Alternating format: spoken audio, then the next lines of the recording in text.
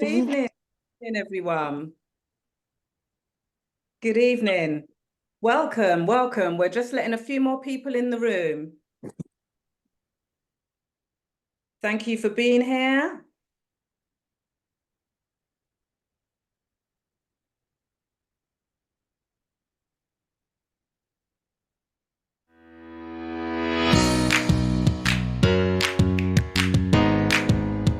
You were going to refinance on your home, which remortgaging is usually the cheapest type of finance that you can gain.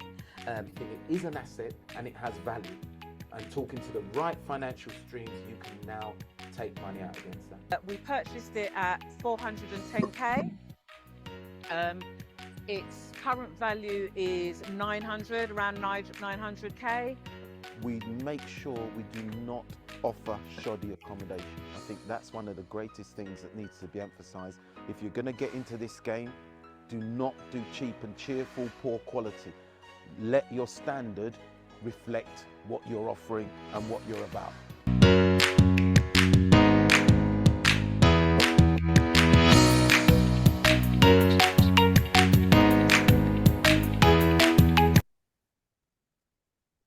Hello, everyone. Hi, welcome, welcome. How many have we got in the room so far? Let's see, we've got 18 in the room, and I'm sure we'll have some more stragglers as we go along.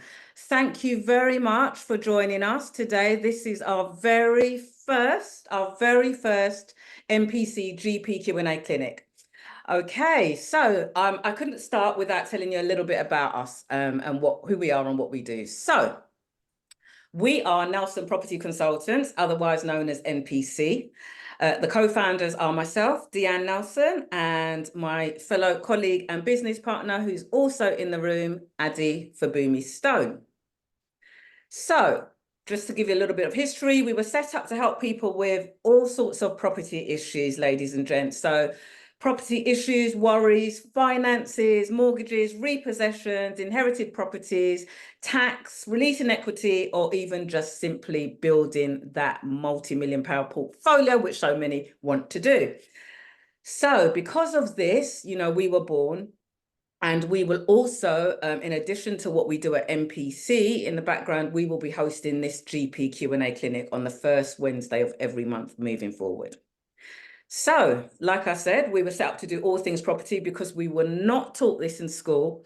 And a lot of people are running into problems and issues because they don't have the education about it. Okay, so that's a little bit about NPC. Who am I? So once again, I'm Deanne Nelston. My background was in banking, and through that, I bought my very first property, aged just 18, guys, 18. So, this later became a buy-to-let property, and I then went on to form my own childcare company and later expanded those nurseries, and likewise went on to do other businesses, including a bar and restaurant, just to name a few. Okay, so my background very much buy-to-let, and also I've gone into commercial as well.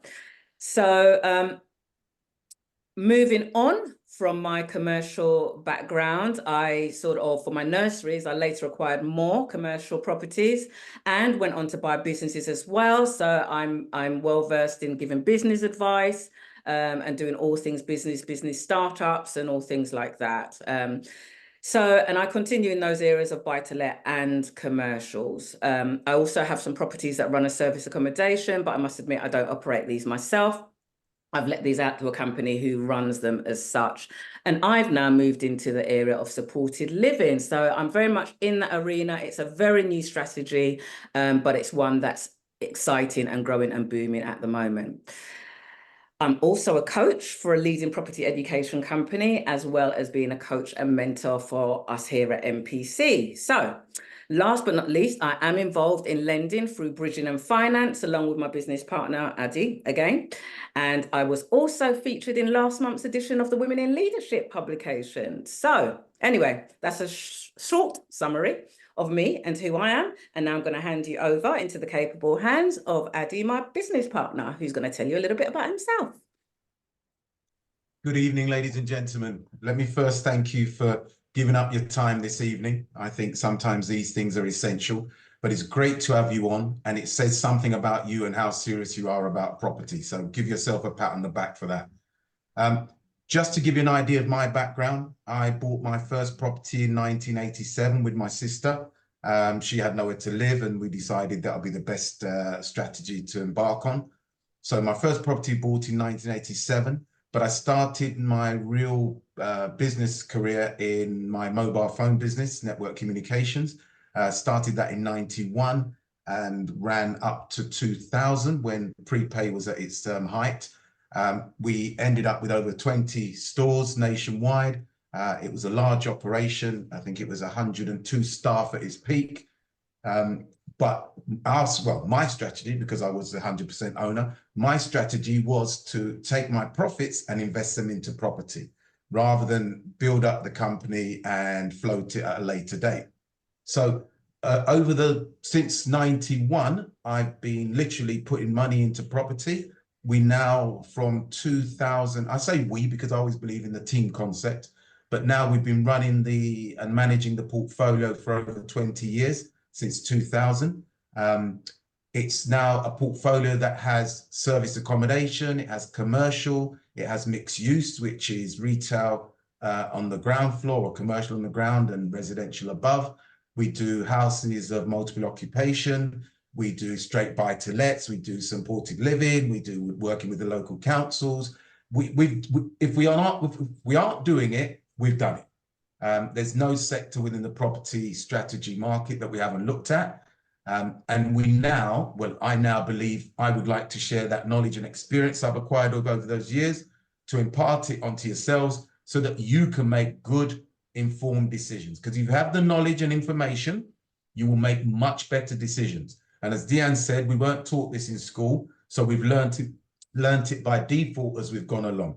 So tonight and every month, the first Wednesday of every month, we will be opening ourselves up free to try and answer as many questions as you can, or as we can, and impart that knowledge on you so you can make those informed decisions. So without any further ado, back to Deanne, and let's crack on. Excellent. Okay, thank you very much for that, Addy. Can I just also invite you, there's no pressure, but I don't want it to feel like it's just Addy and I in the room by ourselves. So please don't be shy. Please do feel free to put your camera on and let us see you, let us see your face, let us engage with you, because otherwise I can only see Addy. Not that that's bad, but sorry, no offense, Ad, but it would be nice. I've heard you say it too many times, so don't worry. It would be nice to see some others as well. Anyway, let me just give you a little bit of sorry, go on, Ad. No, that's Craig coming in. All right, I thought you were saying something. Okay, so just to let you know how the evening is going to run, we will be answering your pre-submitted questions first. For anyone who's not pre-submitted a question, you can post the question in the chat box. And if we have any time at the end of the Q&A, then we will answer those. But that's only if there's time, guys. Okay, there's no promise that we'll get to those because the Q&A session is only 1 hour long. Well, I shouldn't say only, it's 1 hour long, but that time can go very quickly. So if we don't manage to get to your question, then we ask that you do one of two things. Either reach out to us at NPC and book in with us for a free consultation, or roll your question over to next month and submit your question as soon as the date is released. Because I think moving forward, we may well have a cap on the time that your question can be submitted, because we are actually, overwhelmed with the questions that came in. This time round, we weren't expecting so many. So you will receive a recording of the session. So if for any reason you have to jump off early, then don't worry, we've got you covered.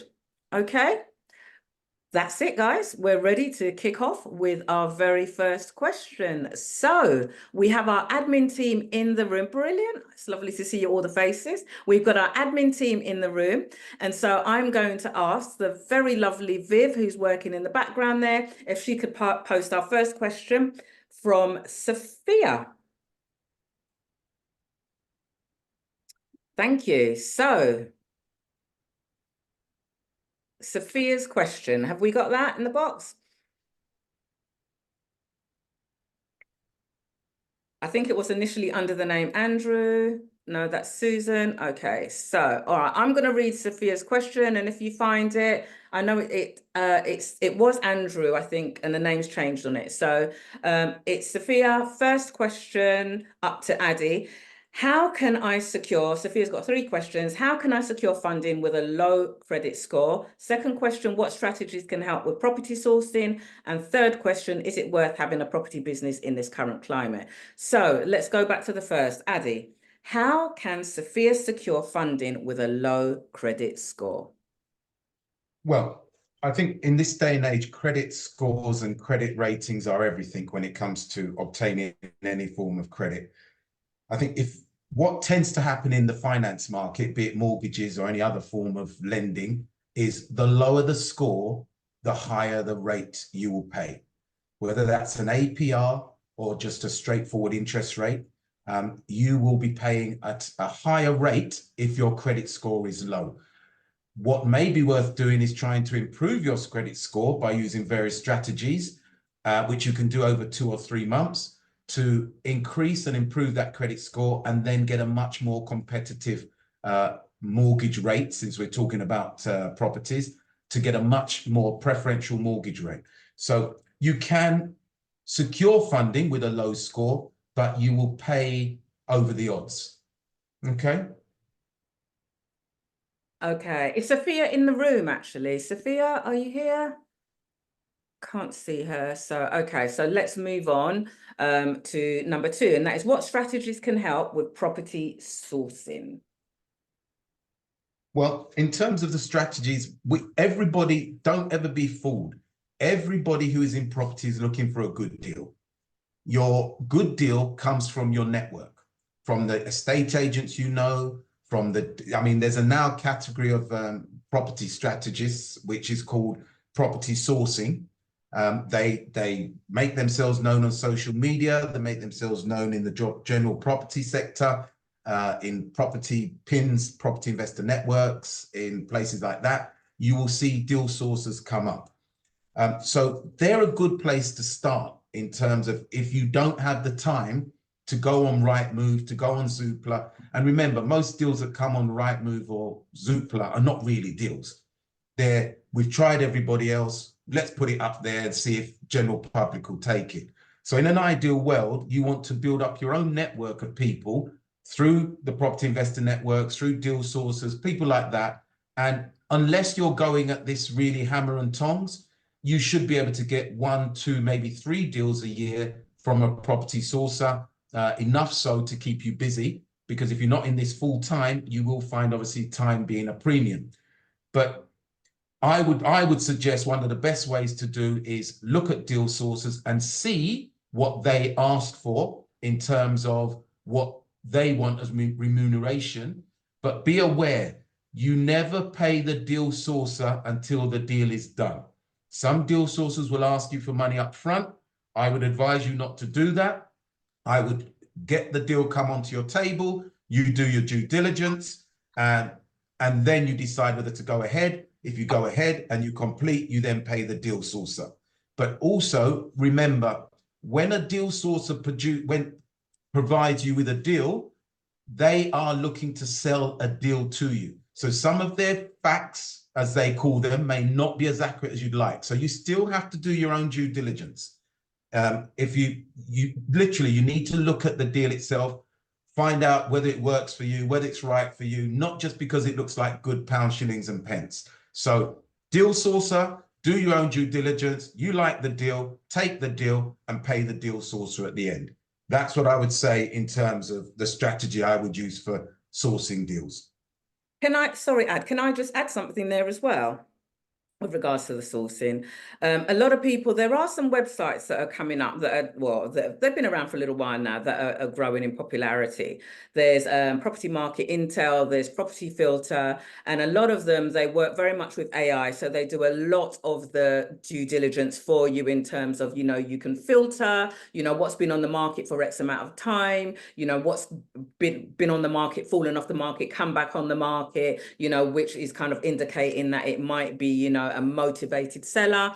You know, you can categorize it and filter it to exactly what you need. So if you're very specific in what you're looking for when you're sourcing a deal, you can actually put those filters in some of those more advanced websites. So I would just say, if you are really looking at sourcing a deal, when I say sourcing a deal, but if you want to kind of really, what's the word? Make sure that you filter out what it is that you want, what you're looking for. Perhaps try and play around with some of those websites. Some of them do offer free trials as well.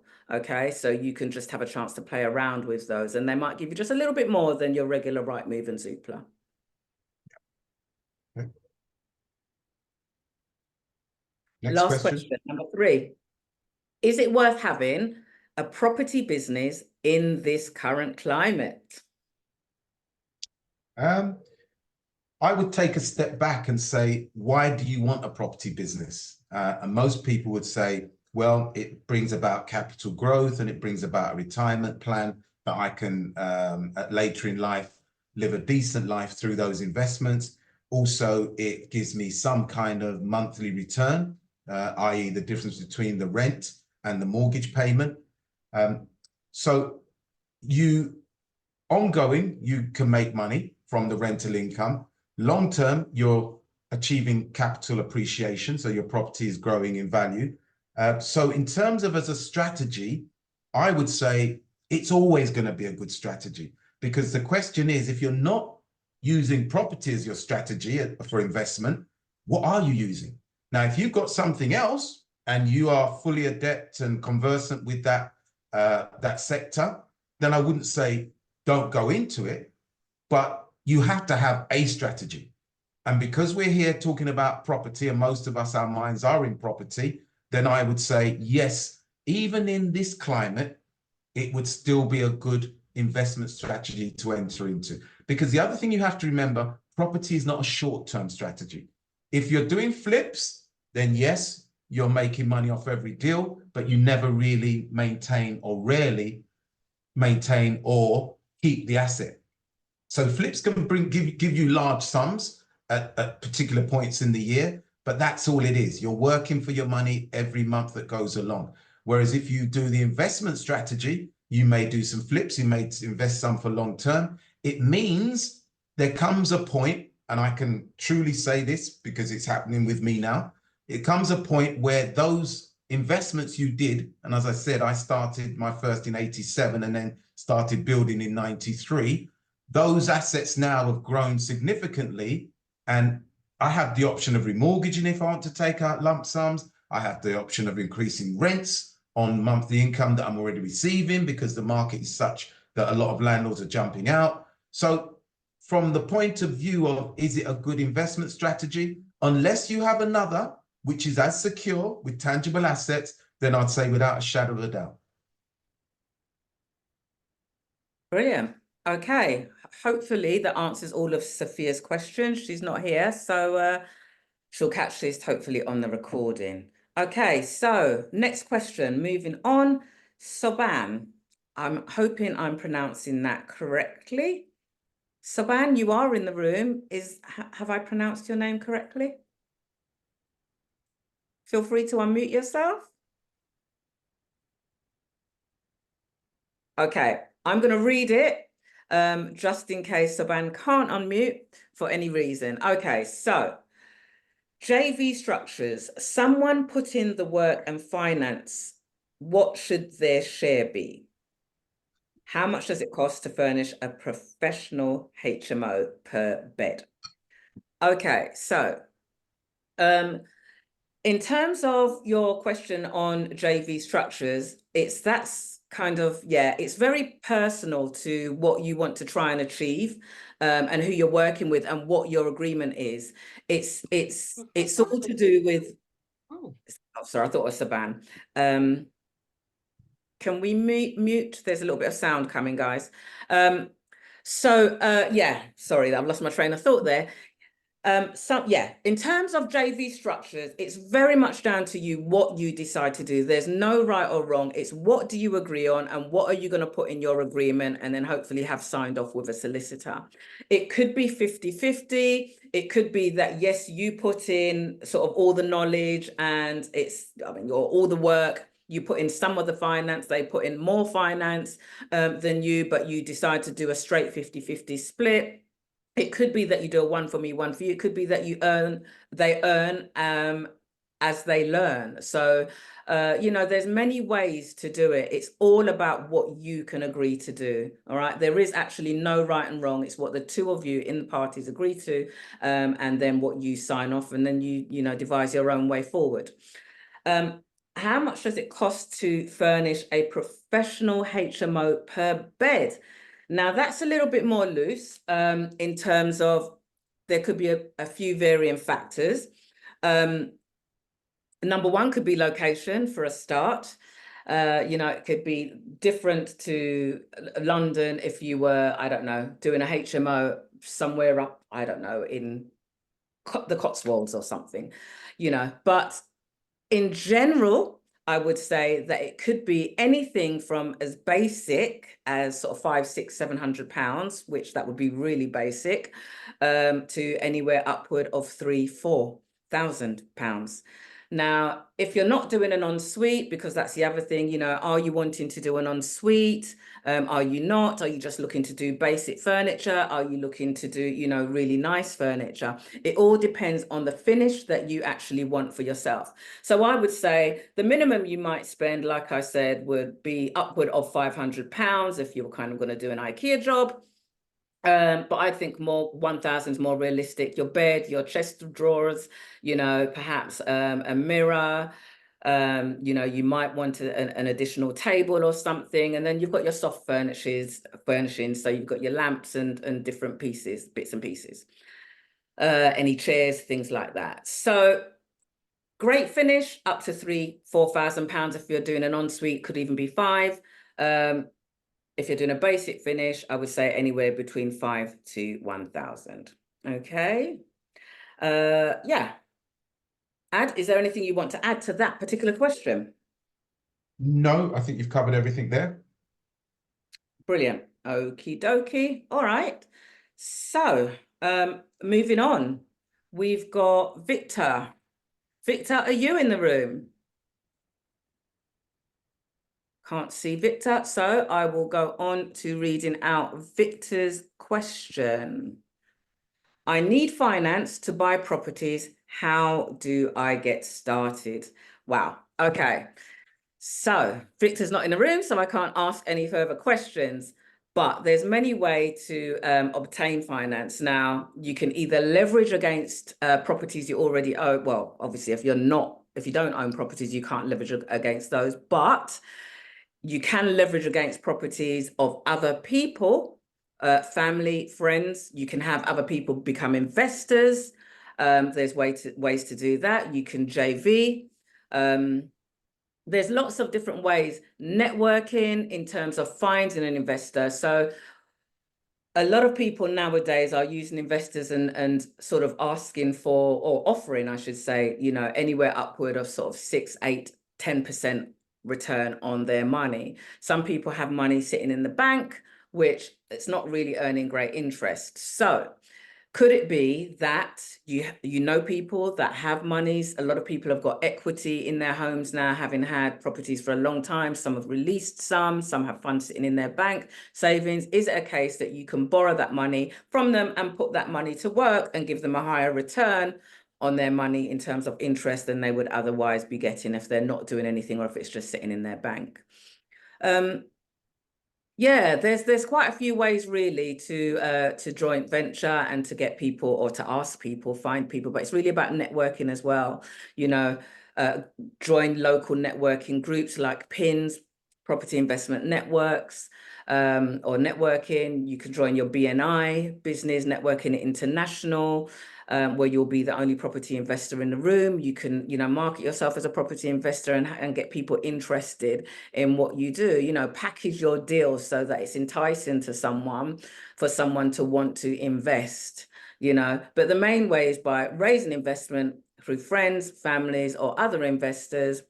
There's angel investment out there as well. You can look into that, or you can leverage against, you know, property that, you know, other people in your family own, mum, dad, grandparents, whoever. Okay.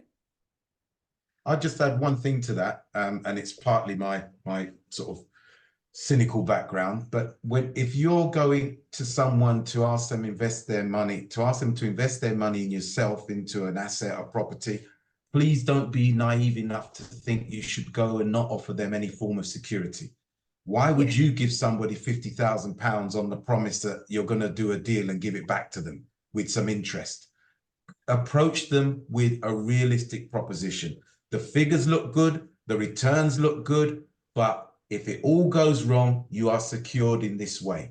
You either have a charge on the property, you're a joint owner in terms of on land registry, you jointly own it with the investor, but give them some form of peace of mind in terms of security. You'll be much more successful if you do that with investors than less so. And the only other thing I would say, if you want to raise finance, you can always come to NPC. We have some investors who are sitting on cash money, and if the deal is right, they'll put it in. Good.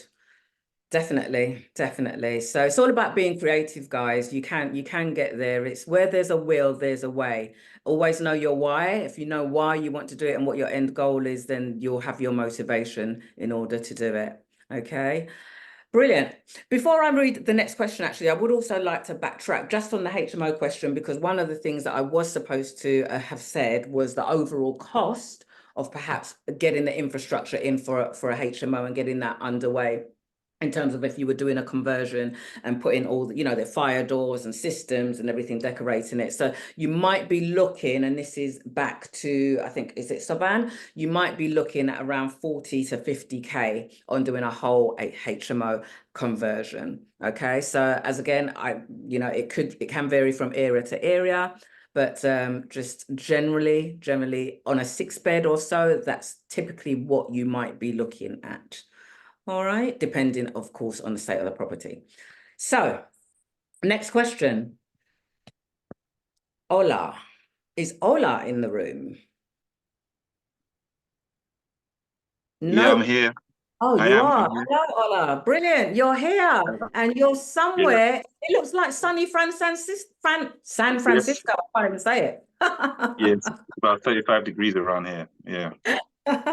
Brilliant. Well, we're here in London. But anyway, well, some of us are, not all of us.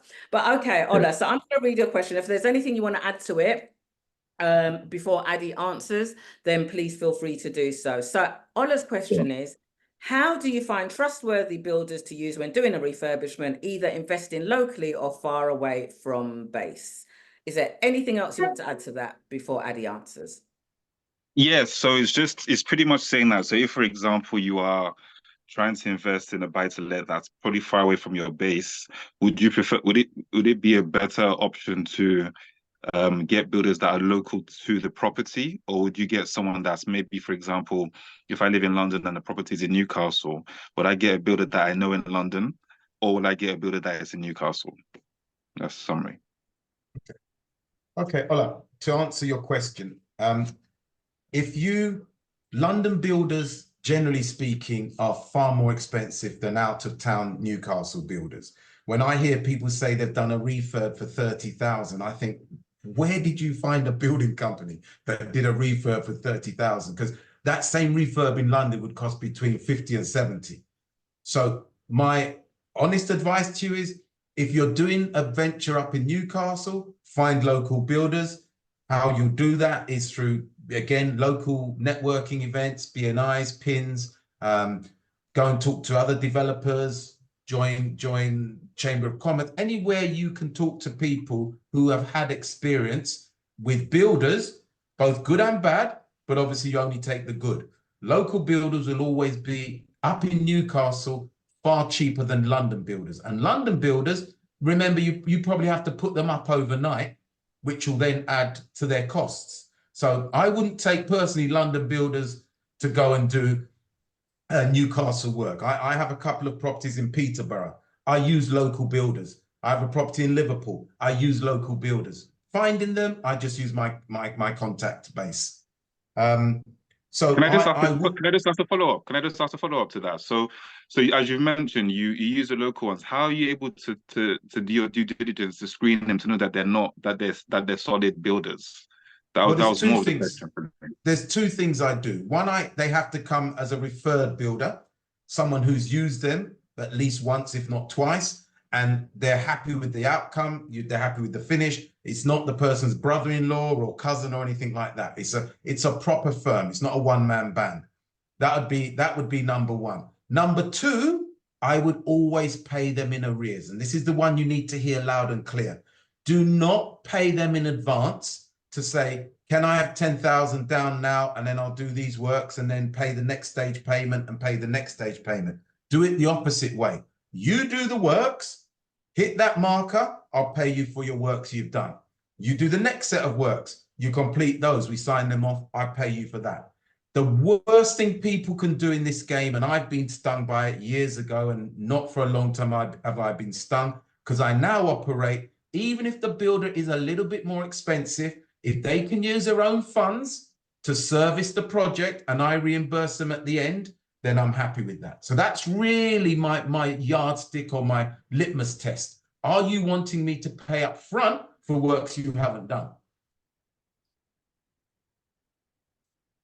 Okay. Got it. Thank you very much. Appreciate that. Thank you.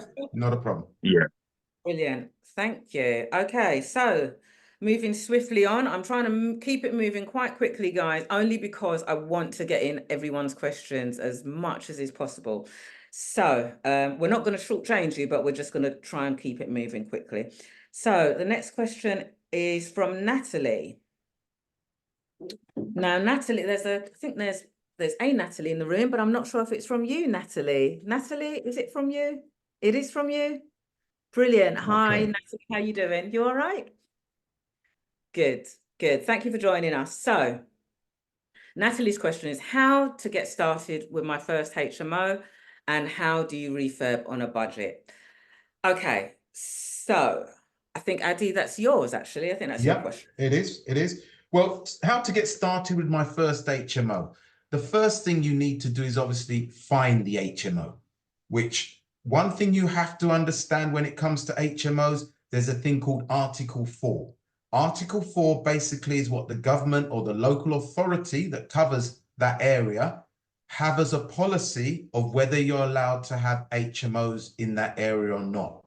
The worst thing you can do is go and buy a property and say, I'm going to convert this 3-bedroom house into a 4-bed HMO by using the 2 receptions as bedrooms and two of the big bedrooms upstairs, and the small bedroom may be left as some kind of utility room.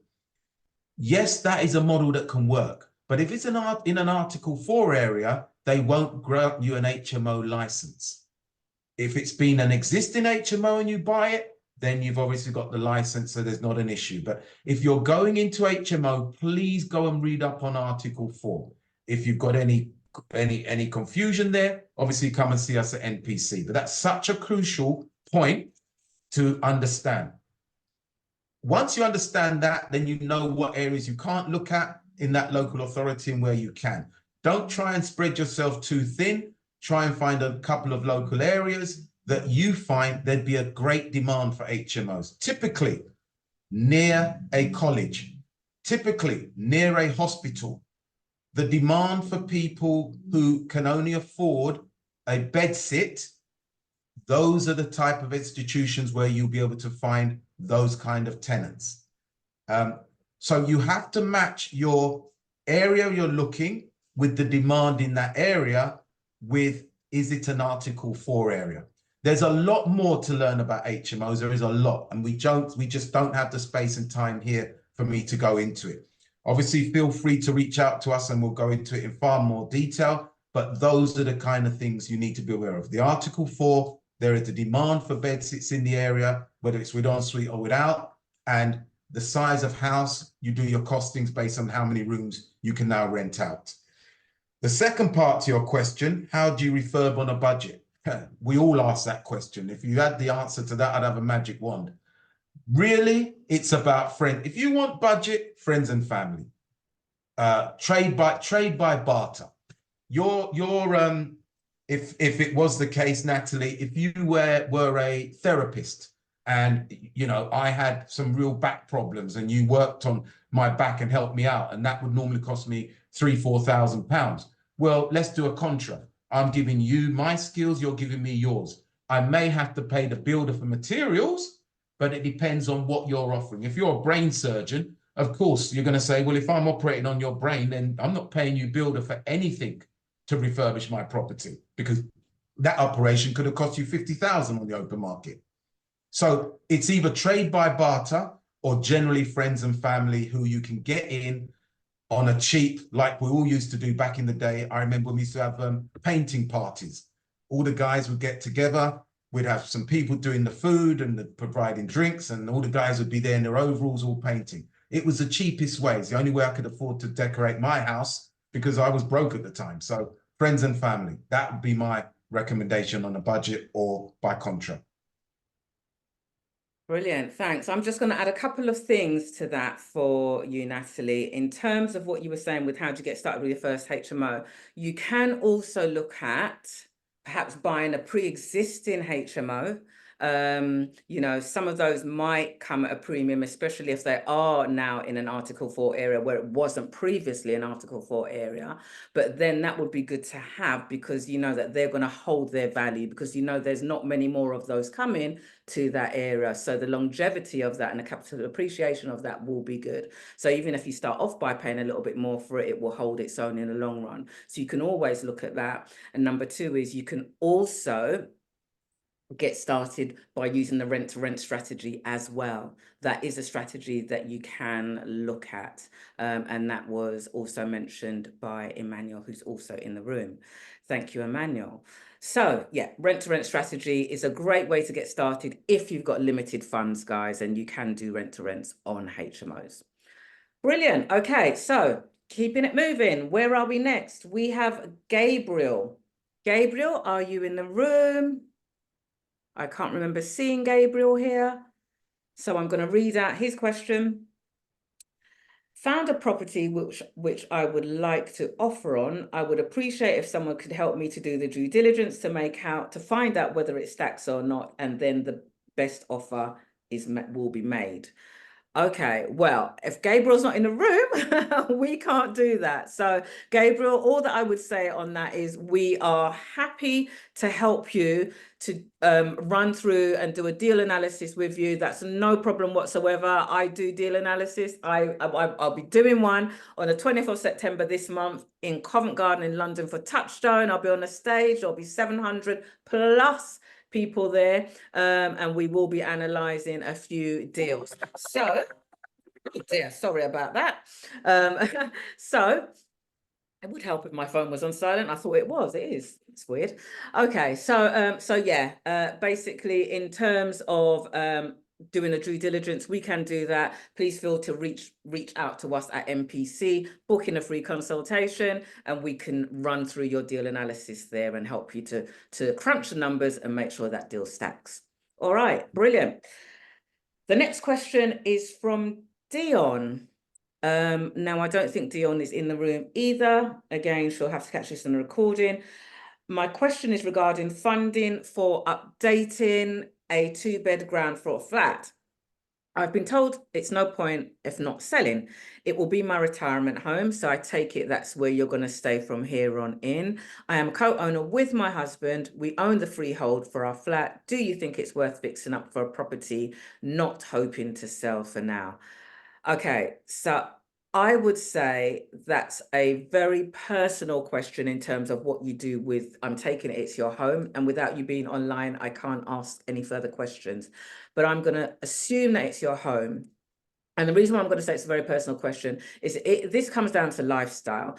Is this something where you've got a little bit of money and you're trying to think about what to do with it? So it's a case of, do you want to improve the quality of your home and your life at home, because that's where you're going to retire? Or would you rather take that money, not do that refurb or fluff and buff, whatever you want to call it, like fluff and buff, and take that money and do other bits elsewhere. Some people might take it and just go on holidays for the rest of their life. Some people, that might run out though, and some people might take that and reinvest that elsewhere. And thus, perhaps, you know, enhance their opportunity to earn money as a pension by having passive income from rental income. So it's all down to what works for you. What is it that you're looking for? What do you want out of your life? Moving forward. If it's just that you're happy with your home and you just want to make it nice and luxurious, then go ahead and do that. There's no right or wrong. But if you feel that you'd happily negate that and go off and do some investment elsewhere, so you'd have some pension, some passive income, and then maybe build that up now and later on revisit refurbishing your home, you could also do that too. All right. Brilliant. Hopefully Dion will get that on the recording. Hope I have answered that question. Do bear in mind, if you do put that money into your property to renovate it, I won't say it's dead money, but it's money that you're just further locking into your property. So unless you want to, you might create an uplift in value. And you're going to Can we put the on mute? Unless we're going to release that, thank you, to, you know, later on, then that's just where it's going to stay. So that money won't really be working for you as such. All right, brilliant. Next question is from Maggie. So Maggie's question is, I want to learn about capital gains tax and any ways to manage what or how we pay it. Addy, over to you. Okay. All right, let's take a step back first to understand what capital gains tax is. It says what it does on the tin. It's a capital gain. It's not income from either your 9 to 5 or your self-employment. That is about income tax. This is a capital gain tax, which is generated from the sale of an investment. So talking about, there are some investments where there is no capital gains, but that's separately. I think there's a few categories, and that's why some people get into them wines and stuff like that. But in terms of property, capital gain, you buy a property for 300,000. You spend 50,000 doing it up. You then sell it for 450,000. In simple math terms, you've made 100,000. However, if you just submit to your accountant and the accountant submits that to HMRC as a simple formula of I've made 100,000, you will pay the capital gains tax as an individual or as a company, as an entity. Before I go through what those taxes are and how they can be paid, the first thing I would say is that when you are deciding your breakdown, remember, you may have bought the property for 300. But remember, there is stamp duty, there are legal fees, there are some other associated fees, which may be a deal source or anything else, but those add on to your base cost. So a £300,000 property generally may cost you 325 or thereabouts, but for round figures, we're going to say 330. When you then do the works, yes, you may have spent 50,000 with a builder, so your 330 has gone to 380. When you then sell the property, you may touch it up. Well, you've done your works, but you may have to find an agent to sell that for you. 9 times out of 10, you will. You have to take their fee off as well, which on something like 2% sole agency would end up being somewhere in the region of £12,000. So add that as a cost as well. So when you throw those costs in, you actually realize now that your true profit is, as an individual or an entity, is only about 60,000. If you held it in a personal name, you would pay an individual, and you were paying tax at the standard rate of 25%, you'd be paying 22% as capital gains. If you are a higher taxpayer, i.e. the 40% and above, you'd be paying 28% capital gains. If you held it in a limited company, you would be paying 19% for any profit under 50K, and you'd be paying 26% for any profit over 50K.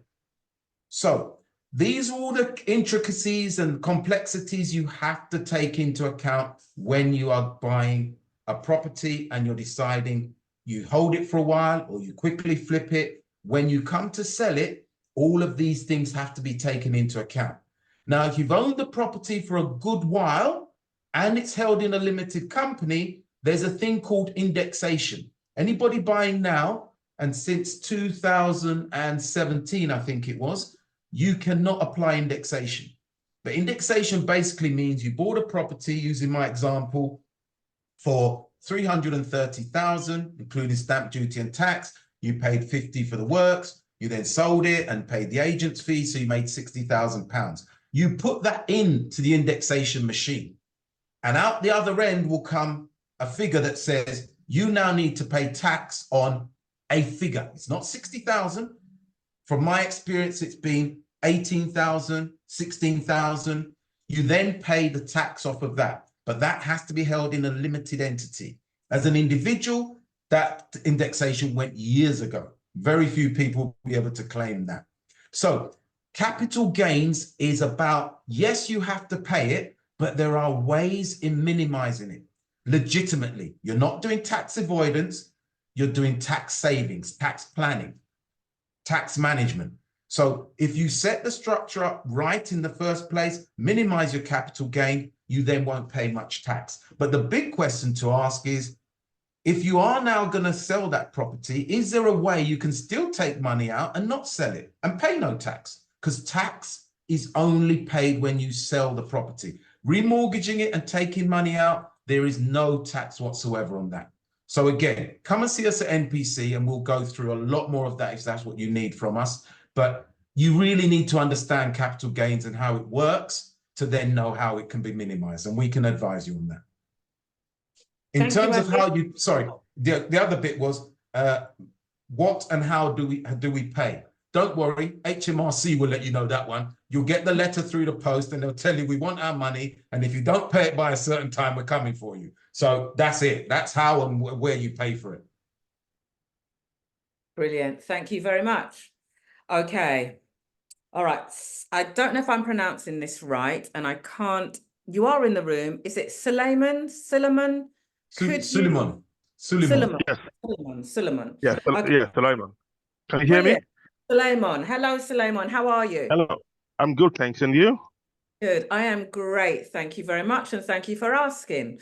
Okay, Suleiman, I'm going to read out your question. Please do let me know if there's anything you want to add to it. We're trying to speed along quickly now because, yeah, we've still got quite a few questions to get through. So how to transfer property in personal name into company name? Addy. Suleiman, I would say this to you. It can be done because I've done it for myself.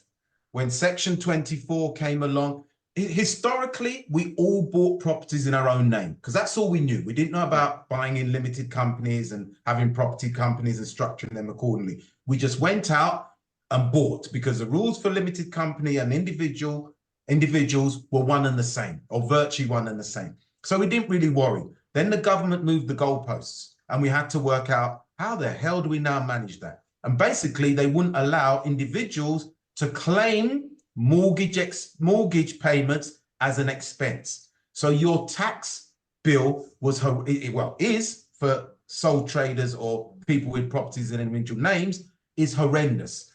In 2020, what am I talking about? Just pre-pandemic, I did the exercise of transferring mine from individual into limited company. It has saved me a huge amount. And I mean a huge amount. And I'm so glad for the advice I got and the experience I went through and how to do it. And Suleiman, all I can say is it's not a process that you can wake up tomorrow and say in a week, I'm going to do that. So it's a process that you have to embark on over 18, 24 months. And all I'd say is, yes, it can be done, but that's one you definitely have to come and see us outside of this. Yeah. Yes. I'm happy to do that because I've heard a lot of suggestions and people saying, oh, that HMRC is clamping down on that now and this and that. Because like you said, when we bought the properties, they were okay and you can have tax savings. But now I'm more like a 50% taxpayer on my payee. And so all the extra incomes are pushing me way over from the Yeah. properties. Like, Yeah. And it 50, would. 60 tax payment. So it's ridiculous. And I can't do anything. And I can't sell it. I can't sell it because I have to pay capital Capital gains tax. gains. Yeah. And Suleiman, and all I would say, and I don't mean to interrupt you, but we are short on time, is if I have done the exercise, so I'm talking from a position of experience, and I'm saying, yes, I was at HMRC, they did an investigation. It started off with 1 million plus tax, and by the time I came out, it was I'll never forget it, £379 and 2p, because the way it had been structured was correct. So we took on HMRC, we went to tribunal, and I personally did that. So on this question, come and see us most definitely. Yeah. okay, I will. Excellent. Thank you very much. Can I just add there as well, guys, that this is all very individual, and so it does you know, you have to take into account, you know, what your portfolio looks like, what your tax bracket is and everything. I do know people that have got a property 2, 3 or whatever in their names and haven't, for whatever reason, moved over because it might be a little bit more expensive for them, and it doesn't work out to be beneficial. So it is, I would say every case is unique. In general, it is better to go over, but, you know, I would say look at your case individually and come and speak to us so that we can look at what's best for you personally, given your situation. Okay. Right. So I think this will have to be the last question, Dee, because we're now coming up to 7 minutes to end. Yeah, I think, to be honest, Ad, I think I'm going to go on a little because we've been spending quite a bit of time on each question, which is great. But I want to kind of give people a chance as well to get some of to get their questions answered. So what I'm going to try and do is just kind of move it on as quick as possible, just so that we can, you know, get a few more in. So we've got Andrea. Andrea's not on the line, but Andrea says, my husband has been diagnosed with terminal cancer. He has several properties, including our home. He has no life insurance. What might her position be on his passing? They still have a mortgage on their family home. Will I have to settle this debt, or will I be allowed to take it on? Will my earnings need to substantiate this? Okay. Let's take it and break it down bit by bit. My husband has been diagnosed with terminal cancer. He has several properties, including our home. He has no life insurance. What might my position be on his passing? Well, in terms of the home that is jointly owned by you and your husband, Andrea, that's your home. So the HMRC, it's the only one time well, not the only one time, but it's one of the few occasions where they actually give you a lifeline and work with you. Because it's the family home, there is no inheritance tax to be paid. It comes over to you as an asset. One of the things, and that will be drawn up in the probate when it's time to submit to the probate office, because you'll have a breakdown of his assets. The key one will be family home, and then under that will be all the other assets. On the family home, there won't be any tax liability on that. On the others, there will be tax liabilities for different reasons. But on the home, you would take ownership of it. If you have a mortgage on it, yes, you would have to pay that mortgage off. So it means you'd either have to remortgage, and if you don't have the income to cover that, again, because I don't know specifically what you earn. If you had the income, if the mortgage was such that it was 100,000, you earn 30,000 a year, the general mortgage calculation is that on a sole person buying, it's 5, maybe sometimes 6 times their income. So you would have enough to get a mortgage to cover the 100,000. But if your mortgage is 300,000 and you only earn 30, then there wouldn't obviously be enough to be able to get a residential mortgage.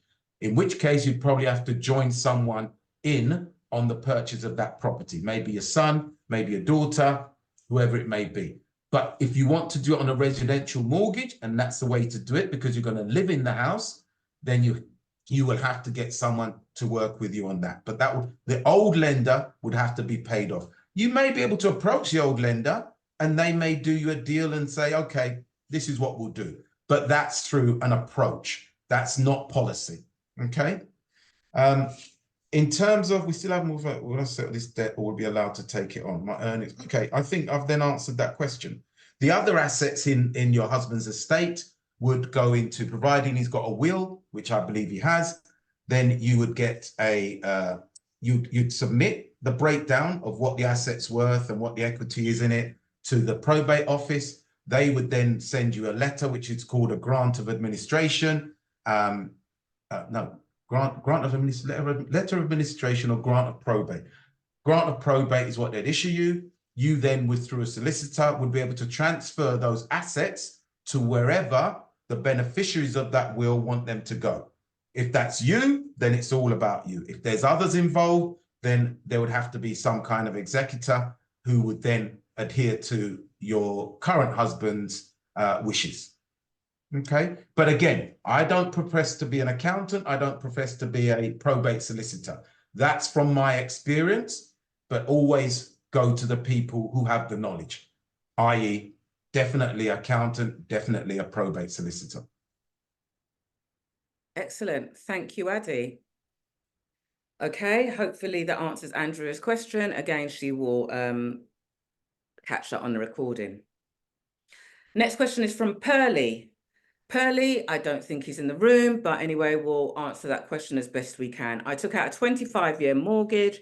The term will be up in 2025. I don't have the money to pay off the mortgage and I don't have anywhere else to live. What are my best options? First of all, I'm going to say that this is going to be a common theme, and it has become a common theme because 25 years ago, self-cert was a thing, a real thing. We don't hear of that anymore. Self-cert mortgages and also interest-only mortgages, which you can still get, but a lot of people were self-certifying and getting really easy mortgages and then, you know, getting them on interest-only and had no means or vehicles for repayment at the stage when their mortgage expired. We are now coming to fruition, it's now coming to fruition 25 years later that people are stuck and they are not in a position to pay off for their home. So what are the options? Okay. It's been recognized in the lending world that this is a problem. And so I know that as we speak, new products are being created. They're not fully out there yet, but they are coming onto the market. We know that there have been mortgages, equity releases and things like that, which have typically been really expensive.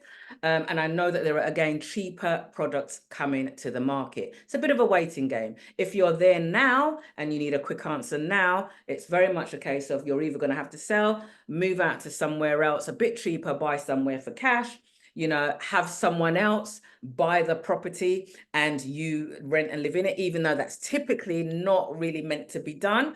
The vendor usually does have to move out as a stipulation of the lender. You know, the previous vendor shouldn't go on to living in the property, but is it a case that you can live elsewhere and then maybe come back at a later date? You know, there are other things that you could possibly do, but again, I would say come to us at NPC and let's have a chat. We do have some brokers as part of our power team that are phenomenal, and I'll be honest, if they can't do it, no one else can. But there's a lot of new creative lending out there, and we work with brokers that have access to a wide plethora and a wide variety of lenders who are very creative.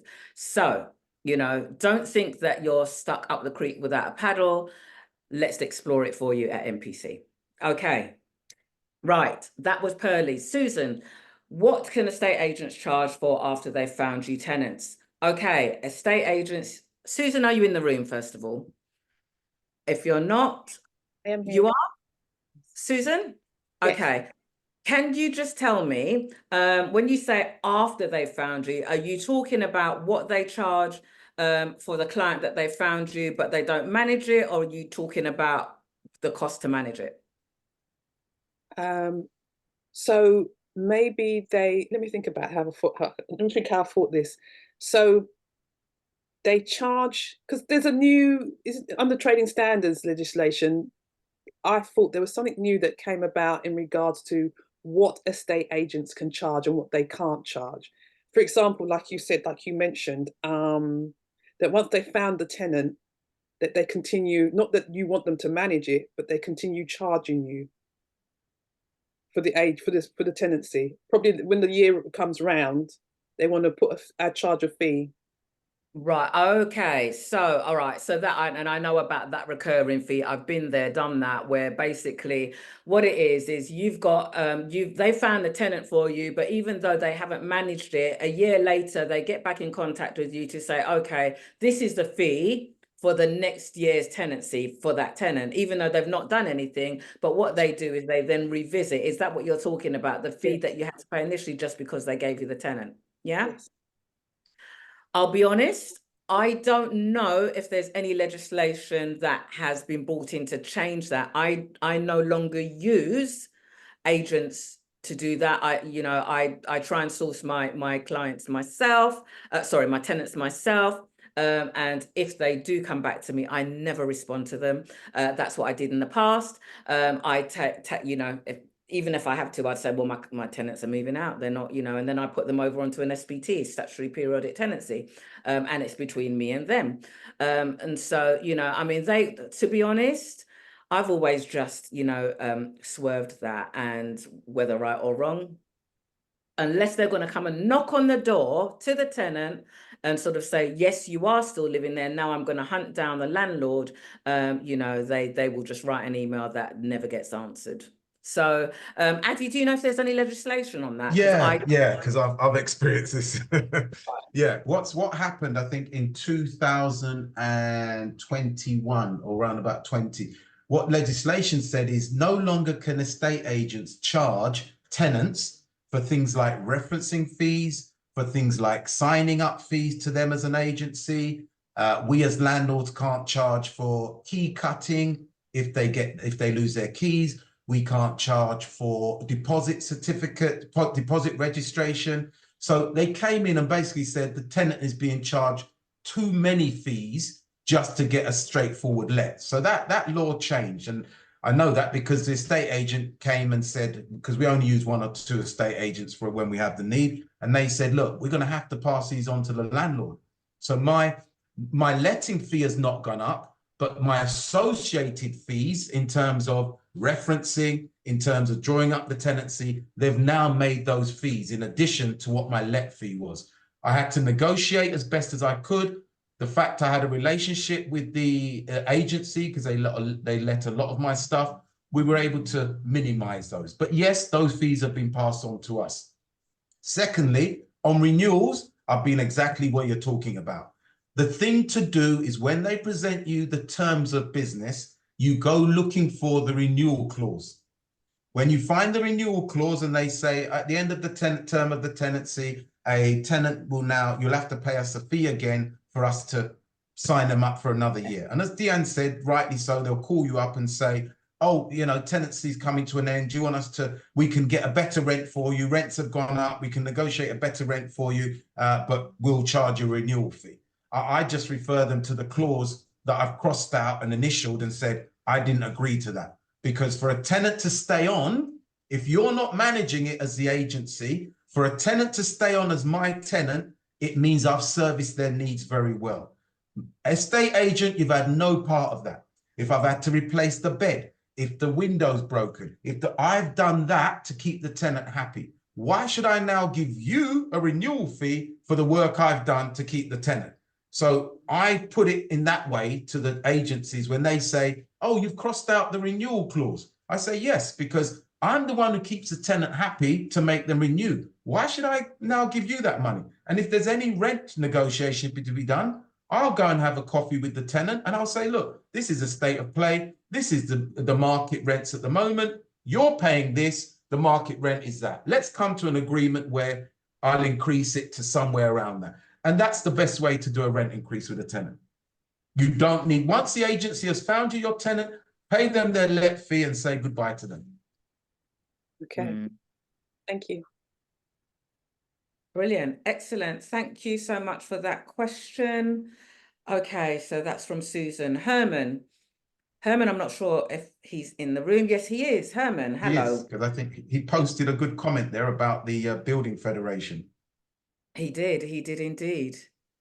Yes, Herman said, do you use Building Federation for builders for insurance purposes when dealing with brokers? Okay, all right, well, let's move on with the next question. So this is Herman, those on benefits, 60 plus, who have a good income streams, but would like a place of their own. So I'm not quite sure what the question is there. Addy, I'm going to ask you to answer that question, but maybe you might want to grab a little bit more information from Herman.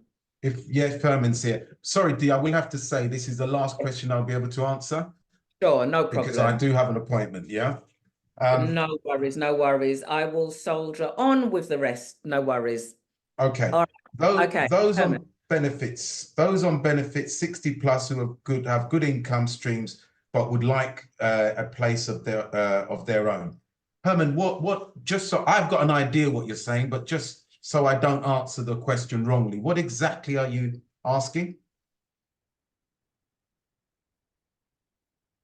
Herman? Okay, I'm going to work on. Is he there? I'm going to work on the base. I'm going to work on the basis to answer your question that what you're asking is if you're over 60 and you're on benefits but have good income streams, how would I go about owning my own place? I think that's a fair interpretation of your question. If it's not, I apologize. When I read that, come in? Yeah. Hello. Okay. Go ahead. Yeah. So what there's quite a group of people. Is an actual fact of coming to a bit of money. Yes. Now, obviously, with life expectancy and so forth, and with regard to the length of terms of mortgages, what would you advise them? Because many would still like to have a house of their own in this sense, but it's not an investment, but a house of their own, a property of their own, or even have a small portfolio. Okay. I'm glad you said of their own, because that then moves into residential mortgages. If it was to have an investment, it would be a buy-to-let mortgage. As a buy-to-let investor, it's not about your income, it's about the rents you receive on the property. So you can actually get a mortgage on a buy-to-let up to the age of 85 years old. And that can be if you're showing some form of income. Generally, 25,000 is the threshold. The bit that screamed at me that really makes it very difficult, you said benefits. There are very few mortgage companies that will lend to people on benefits. It's one of the, as soon as you say benefits to any mortgage broker or any mortgage lender, they run a mile. There may be one, because the market changes all the time, there may be one or two products, but there really will be very, very, very few products. If you've inherited money, then if you buy for cash, not a problem whatsoever, no issue. But if you're going to live in the house, you cannot get a buy-to-let mortgage. You have to get a mortgage based on your income. And the moment you say benefits, lenders run a mile. Okay, thanks for your answer there, Addy. Just quickly, because I've got people I know who actually have got, they say, about 3 or 4 pensions with private companies they were over the years. Yeah, they've moved on. They're doing consultancy sort of work, so they're not really going to be putting their feet up. Yeah, so there is money that will be coming in. So it's not necessarily just benefits, and I put benefits there. But there's others as well who are, you might say, reaching their like retirement age, but in actual fact, things should start to flourish for them, because they have accumulated in various ways a form of wealth, yes, which money is going to start coming through now. So that's what I'm really looking towards that now, especially with life expectancy being a little bit longer for people. But thanks for your answer. Really appreciate it. Well, sorry, love the energy Herman, of you guys tonight. Thanks. Herman, can I just say one thing? If you take benefits out the equation, a lot of your people will be able to get mortgages. They won't be long-term mortgages, 15, 25 years, but you can get a mortgage 10 years, something like that, as long as you've shown the income, you show affordability, and you state that your retirement age is 75, and you show the income that's going to come in from that. Then yes, 9 times out of 10, you could buy your own home. But the moment you put that word benefits in, people run a mile. Yeah. You could have a group of about 4 or 5 people who could buy somewhere, can't they, basically, who come together like that without the benefits, but with regard to what they're accumulating wealth. Well, remember, Herman, if you're buying a property through a residential mortgage, you're kind of meant to be an owner-occupier. So unless you say all 5 of you are going to share the dwelling, it's a bit complicated. Right, okay. Thanks for your time. Love the energy of you guys tonight. Appreciate it. Thank you. Brilliant. Thank you, Thank you, Herman. Herman. Thank you so much. Okay, so the next question was from Maureen. It was for Addy, and it was very much about the investing, but I know Addy's going to jump off, so that's okay. Just before you answer that question, then I'd just like to say to everybody, thank you very, very much for taking your time out tonight. Really do appreciate it. Some really good questions. I pray to God that some of the information we've shared with you, some of the answers we've given you, give you the information and knowledge to make good decisions. But always remember, if you need us, we are here for you. On that note, Deanna, hand over to you and say good night to everybody. Thank you very much. Thank you, Addy. Thank you. Thank you very much, Ade. Very informative. No problem. Thank you. Addy, thank you. Good night. Thank Good you. night. Bye. Yes, So thanks, can we post Maureen's question in the box, please? Maureen. Yeah. Hi, Dee. Hi, Hi. Maureen. How are you? I'm all right, thank you. I think, to be fair, I don't want to keep you long, because I think a lot of the questions, and I actually, it's about deal sourcing, packaging. How do I start, find a JV partner? It's the funds, but a lot of that was answered before, and I clearly already know it, because I put in, I attend the Chamber of Commerce, PIN meetings, BNIs, etc. So I suppose it's just still carrying on with that and seeing. I just wondered if there was anything else outside of that I could have, any other vehicles I could use to sort of try and get investors on I'm going to board. add one thing to that, Yeah. and that is we have our own investors, Yeah. and we're building that pipeline, on a weekly basis. So Right. that's another avenue, but you are looking in all of the right places. Thank you. And sometimes these investors are actually closer than you think. So Right. it's kind of hard within certain communities. Some communities it's easier than others to find investors.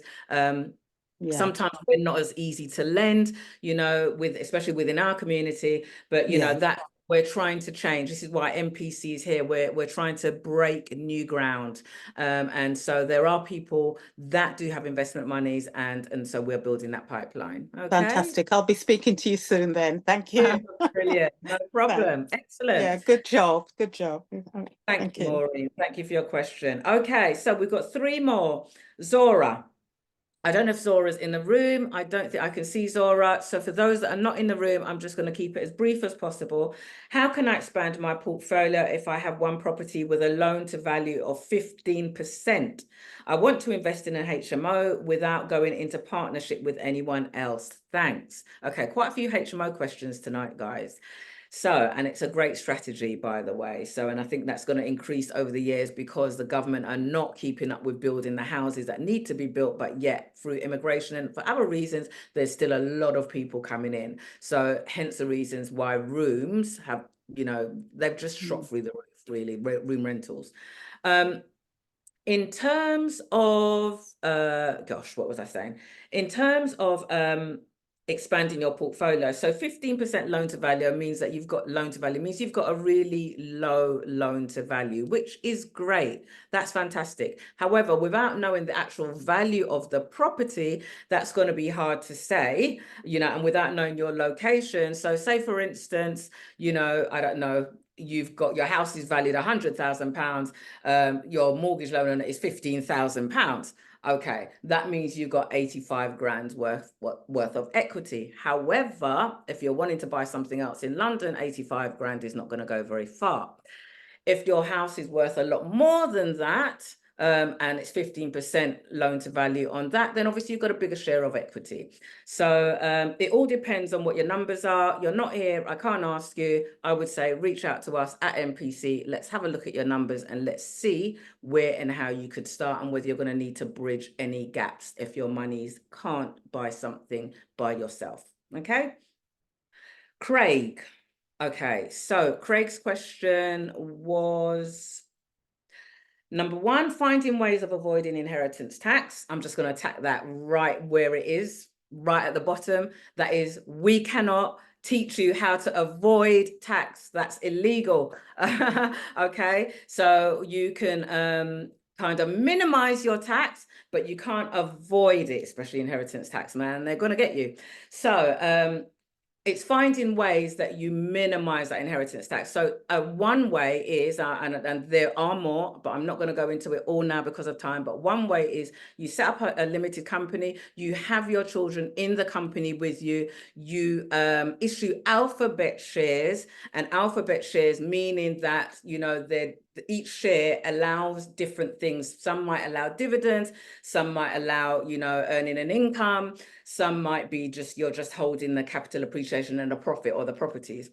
And as you get older, your share or what your share does can decrease, and what your children's share does can increase. So take, for instance, you know, you might earn all the income whilst you're alive and your children don't earn any income from it, but they have a share of the property. And as you get older, you earn less. And then when you unfortunately pass, your children can now earn income from it, and they've also still got access to the property. So there are many ways to look at how to set up that structure and how to mitigate or minimize your tax.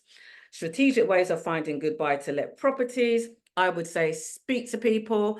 By the time properties have hit Rightmove, Zoopla, the majority of the good deals have gone. I'm not saying you can't find them on those forums, but I would say word of mouth, network. Speak to people. I have people coming to me now about properties they want to sell, whether it's because of a repossession, whether it's because of they've come to the end of their interest-only mortgage and they haven't got a vehicle for repayment in place. People, unfortunately, especially in the Caribbean community and African community, you know, our first settlers are passing away. So some people are not wanting to hold on to inherited properties. You know, there are lots of different ways where properties and reasons why properties are coming onto the market. Get the word out there. Let people know what you're doing. Let people know that you're a property investor, so that when things happen or properties come up, the first person they think of is you. Okay, you can establish relationships with estate agents. Of course, you've got all your networking and things like that, but I would say really speak to people and get the word out there about what you're doing, so people start to look for you. Properties look for me now. I don't look for properties anymore. Okay, I mean, when I do, it's only occasional. They actually really do look for me. Ways of finding 25% for buy-to-let deposit. I think we mentioned that before. You can do your networking, look at family and friends, leveraging against, you know, property that other family and friends have got, networking for finance, JVing, and offering people a good percentage return on their money. Remember, you can offer people security when you're offering them security over property or a second charge or restriction or whatever, and they know their money's secure and they're going to get a return on their money. They very well may lend. It's all about how you package it and present it to them. Be confident, go boldly. Okay, all right. You've got something they want as opposed to they've got something you need. All right, and what they want is a good return on their money. And last but not least, from Craig, if you had to start your property portfolio again in 2024, how would you do it? Me personally, I would do it in the supported living area, because supported living has just gone boom, and that's a strategy that I'm very much interested in. It's hands off. You get an FRI lease, fully repairing and insuring lease, which means that I don't have to manage the property. In some instances, you can get commercial valuation if there's fully supported living care provided in that property and the carers are living in. Commercial valuation means that it's usually an uplift in value created, meaning it's no longer just on bricks and mortar, it's also on a commercial valuation. That commercial valuation is based on the value on and length of the lease, the rental income of that lease, over however many years. So it's a 5-year, 10-year, 15-year lease, and what is it, how solid the actual care provider is, and their CQC as well, their Care Quality Commission rating. So all of those things come into play, and that can help to give you a commercial valuation. You can also have those properties sitting in your SIPs and your SAS once they're fully commercial as well, which have great tax benefits. So for me, if I was getting started, the short answer is I would go into supported living. Secondly, it would either be commercial conversions and title splits, as in commercial and permitted development. And third, HMOs. Okay. That's me. All right. Thank you very much. No problem. No problem, Craig. Sorry, I know it's really quick. I'm trying to work through it. Is that giving you what you want, what you need? I know what I need to do now. Thank you. Yeah, cool. Supported living is a great area, as I say. So, and and it's hands off. And sometimes the care providers will even do the renovations on the property, and you can buy to order. That's why I love that strategy so much, because if you establish a relationship with a care provider, they'll tell you what type of property they want, what the demand is, what areas they look at. You go out, you buy it to order, you tell the care provider, they go in there. It's now hands off for 5, 10, 15 years, however long their agreement is. And some of them even say to you, well, look, we'll do the renovation work straight away. You've got an uplift in value that you've not even had to spend on. And the thing is, where do you find the care providers? Like, how would I find them? See, I teach on that, but I can't go into that now. You'd have to come to us at NPC. All right. There's so many out there. There's so many out there. All right. But there's a lot of ways to find care providers, and it's really about finding good care providers and finding an area that aligns with you, I should say, as well. Yeah. Thank you very much. Yeah. But I can give you information on how to find care providers. All right, brilliant. Last question was from OK, and that was going to be a question for Addy. OK's not here, and we actually needed a little bit more information from him. So it was what to know and how I can get refinance for redeployment of my buy-to-let property. I would say to you, okay, just reach out to us at NPC. Let's have a look at what it is you're actually trying to achieve. You can do that in a free consultation, and let's see if we can get you some funds. Okay, brilliant. Guys, we're at the end. We are at the end. So I just want to say thank you so much for joining us today. It's been fabulous having you on board. So moving forward, what we will be doing is capping the questions so that we kind of really get a chance to go through all the questions and in as detailed a way as possible. We weren't expecting the response that we got today. So yeah, but next time, definitely moving forward, we'll have a cutoff and we'll make sure that we try and get through as many questions as possible. I'm so sorry I didn't get to the questions in the chat box.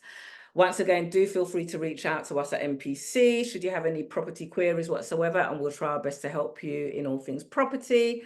So yeah, basically what I would say is that we look forward to growing with you, because as we grow, you grow, and as you grow, we grow. So this is all very much a partnership. And we want to help. It's not limited just to our community, it's to everyone, but we just want to make sure that we're all growing together. So my parting words to you today are to go confidently in the direction of your dreams, live the life you imagined. This life is not a dress rehearsal, guys, okay? A life is happening now. Anything that you want to do, do it now. We are living now, and now is the time, okay? You're never too old. As long as you've got health, if there's something you want to do, don't put barriers in your way. Age, I don't know, confidence, all of those things that, your mind, those darts that your mind can throw at you, change your mindset, make your mindset positive. Yes, you can. All right. Get rid of those barriers and just go confidently in the direction of your dreams. All right. And so my parting words to you are, until I see you all again next month, hopefully first Wednesday of the month. Yeah. Have you guys got that in your diary? First Wednesday of the month. Brilliant. Until then, do not count the days, make the days count. All right, guys. Thank you for joining us. Brilliant. God bless you all, and hopefully see you all again next month. Thank you.